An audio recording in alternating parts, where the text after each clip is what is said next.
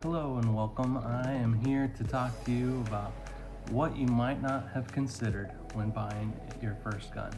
A few things that come to mind have happened over the years, as well as I've purchased a handful of guns, and with each one, I've been surprised at the things that come up as far as expenses. And so, without any further delay, let's go into it. First off, let's grab this one. This is a Glock 43. Empty. It is a small concealable carry gun. Here is a little magazine here with a little finger extension so you can fit it in your hand. Again, still empty. But with the Glock, you've got the purchase of the gun. I think this one cost me maybe around $500. I'd have to look it back up. But so $500 for a gun. They usually come with 2 magazines. This one I've added an extension, so instead of the regular 6, this one has 8. Plus you can carry one in the chamber if you're concealing. But if you've got your gun, the gun is just a nice piece of metal unless you buy some bullets. So with bullets, ammo, you're going to have different purposes to shoot them. So this one is for full metal jackets, 124 grain. These are going to be great for target practice because they are less expensive than, say, something you might carry in a concealed carry, or if you're law enforcement, then you're not listening to my videos, you're watching and training and instructors. But this costs $70 for the same 50 rounds of ammunition. So you've got your gun, you've got your ammo, you've got to buy more and more ammo the more you shoot it. Every time you shoot it, you should probably clean it. So then you've got cleaning supplies. You also need to store it. So you're gonna need a place with a safe, or just something that will secure the firearm so it is safe, as well as less likely to be stolen by bad people. Okay, so next we've got holsters, and with holsters, you have to determine what's the purpose of carry. Are you concealing it? This one is an in the waistband holster, fits there. You can also on this one configure it to be on the other side, so it's an outside the waistband holster. But you can see this one's very minimal. The profile is pretty thin. Well, shouldn't do that. But with each of those, you have to consider how you're going to carry it. I want to go back real quick to magazines. Here is another gun's magazines that I have, and I like to go to the range. And when I go to the range, I don't want to be sitting there shoving ammo into magazines, getting them ready to shoot. I want to have a bunch of magazines, shoot what I want to shoot, then go home. And to do that, you have to have multiple magazines. Well, with each magazine, they are usually made by the manufacturer of the firearm, and so therefore they can charge a premium, but they also are well built. So if you go with aftermarket magazines, they might not be as good. I'm not too much of a critic there, but I do like going with the manufacturer's gun magazines. Anyway, each of these maybe about $50, $60 depending on the maker, and you're going to have multiple of those if you want to be ready for the range and not have to reload at the range. So after that, you've got belts. So back to what I was talking about with belts. Here is my favorite one currently, Hunter Constantine. Great belt. It's got an elastic kind of portion to it. Most of it is elastic, but then on the other side, you've got a firm there's like some sort of flexible but really firm core inside of that. So this is the portion in which you would put your holster on, and you'll notice here that it has connects on there, has retention, so when you have it in your waistband, you pull it, oh, there you go. It retains the holster to the belt, therefore the gun comes out clear and not with the holster intact, because if it didn't have that retention, it would just slide right off, and you'd have a gun pulled with a holster on it and not ready to be fired. So that you don't want that. But anyway, this belt has some adjustments, has 2 different quick adjustments, but it also allows you to have a range here with the tightening. So before you put it on, you could adjust it to be roughly what you need. And then it has the elasticity to adjust. I love the elasticity because that way it is more comfortable throughout the day, whether you're sitting, stretching, moving, jumping.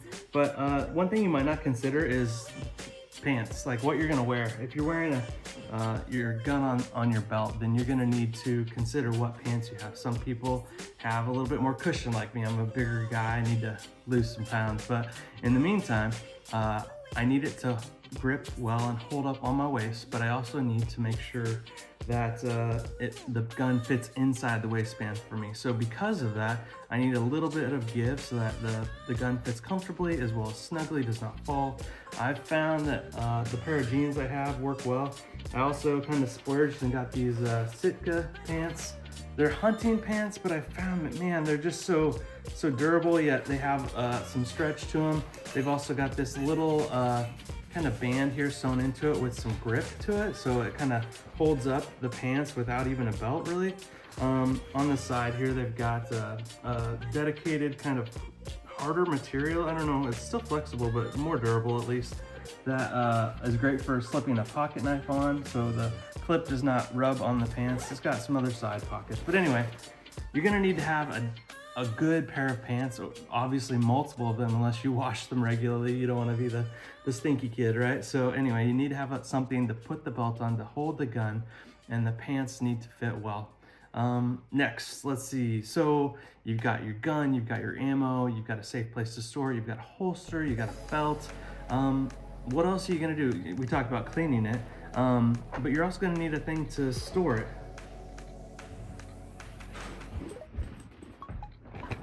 In the event you move it. So here is a couple small range bags that I got, actually courtesy with USCCA.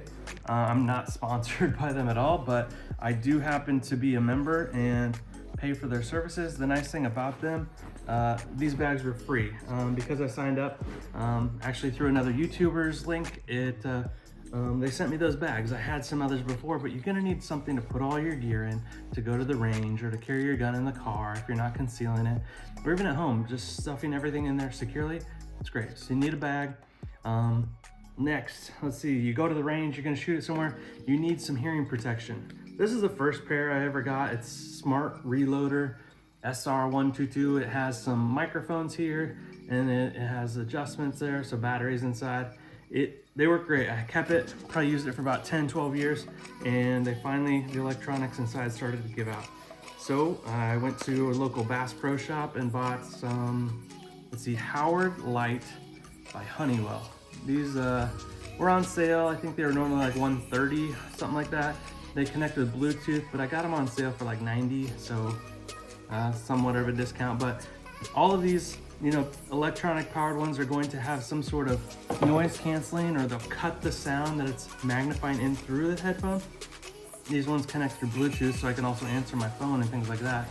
But otherwise, just you at least need those little rubber insert ones that go in your ears and block the sound. Otherwise, you're gonna end up getting hearing damage, not worth it. So just make sure you get some hearing protection. Now, in the event of an emergency, you might not be able to put that hearing protection in, but you're only hopefully gonna have to shoot a few rounds or one magazine, and in that event, there's no time for putting on hearing protection. But while you're shooting your 1,000 rounds, whatever you need to shoot to become proficient, you need to have that protection while you're at the range. All right, so we've talked about a lot of stuff so far. I think the only other thing I would add at this time is I do recommend you get some insurance. And I have, with USCCA, I have unlimited legal support, defense, and in the event of a concealed carry, I pull the gun, I shoot to protect a life. God forbid it ever happens. I do literally pray and have faith in God that this will not happen, but I want to be ready in the event that it does. And if I do, first call is 911, but the second call is programmed into my cell phone to call USCCA, where they will have a response crisis team that will answer the phone and walk me through what to do, what to say, how to get in touch. They'll have the lawyers get in touch with me, and then the legal defense costs are covered. So it's worth the $30 a month I have for the lowest tier plan. I know it goes up from there, but I just went with the lowest one. That's fine for me. It covers everything I need for now. Maybe I'll get a more expensive one in the future, but for now, that's what I need. So, gun. Price of the gun is not your final cost. When you're shopping for guns, don't just look at that bottom dollar. or the price tag. Realize you're gonna have to get magazines, potentially. You're definitely gonna have to get ammo. You have to have a safe place to store, a safe place to transport it on your body if you're carrying it, holster, a belt, pair of pants, something to cover it. Think about the clothes also. I didn't mention this, but clothes that'll conceal the gun. You don't want to be printing, which just means your gun can be seen outside your clothes, because the element of surprise or just not letting other people see that you're carrying it is probably going to be wise. Some people love to carry where people can see, but I believe they become the first target in the event of a crisis, and so ideally you don't want to do that. Otherwise it's just a deterrent, and in the event of an emergency you are the target. One other thing I didn't talk about, but I think it deserves some mention, is that modifications to the gun are going to be something you desire. Whether that be a light, you want to add a light to the gun.